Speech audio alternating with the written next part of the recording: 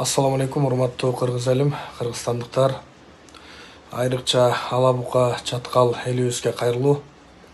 Урматтуу элим, өзүңүздөрдүн уулуңуздар кыргыз элине кызмат кылып жүргөн, аздыр көптүр Кыргызстанга салым кошкон Мирлан деген уулуңуздар Кыргызстанга кайдыгер карабай парламенттеги шайлоого аттанып отурат. Ошол шайлоону жеңип чыгыш үчүн сиздердин колдооңуздар керек. Кайдыгер карабай 1000 сомго кул болбой, 2000 сомго сатылбай, патриот мыкты уулдарыңыздарды колдоп алууга чакырат элем. 30 жыл аралыгында уурулар жегиштер, байманаптар, акчасы барлар чартаңбай тебип жүрүштү.